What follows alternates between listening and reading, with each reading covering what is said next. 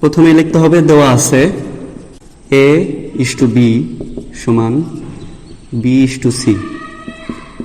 আমরা জানি যদি অনুপাত আকারে থাকলে সেটারে a ভাগ b সমান b ভাগ c লেখা যাবে।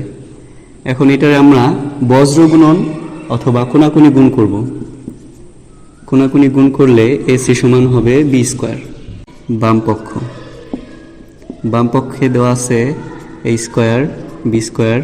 c square into 1 divided a cube plus 1 divided b cube plus 1 divided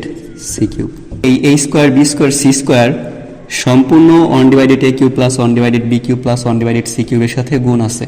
তাহলে এটার আমরা গুণ করে দিব। 1 দিয়ে a square b square c স্কয়ারে গুণ করলে a square b square c স্কয়ারই হবে এবং নিচে থাকে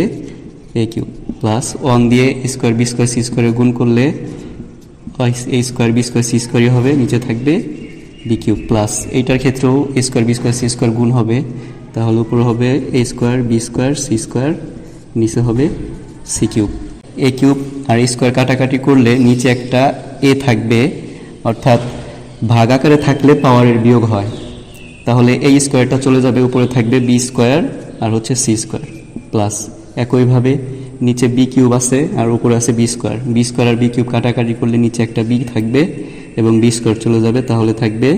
a square c square plus একইভাবে c কিউব আছে নিচে এবং উপরে আছে c স্কয়ার, c কিউব আছে 3টা, এখানে আছে 2টা, তাহলে বিয়োগ করলে থাকবে নিচে থাকবে c আর উপরে থাকবে a স্কয়ার b স্কয়ার মান কত ac, তাহলে এটা লিখতে পারবো ac into c square divided a plus ac এভাবে লিখতে পারবো,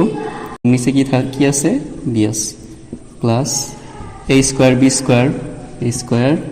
স্কয়ার মান কত ac ডিভাইডেড c। উপরের এবং নিচের কাটাকাটি চলে যাবে, তাহলে থাকবে c স্কয়ারের সাথে c গুণ করলে c কিউব প্লাস এই ac এর মান কত b স্কয়ার এবং তার উপরে আছে স্কয়ার, নিচে কি থাকবে b প্লাস এই c আর এই c কাটাকাটি যায়, এই স্কয়ার আর গুণ করলে a কিউব হবে c cube plus b cube plus a cube plus b cube plus c cube সমান আমাদের ডান পক্ষ প্রমাণ হয়ে গেছে।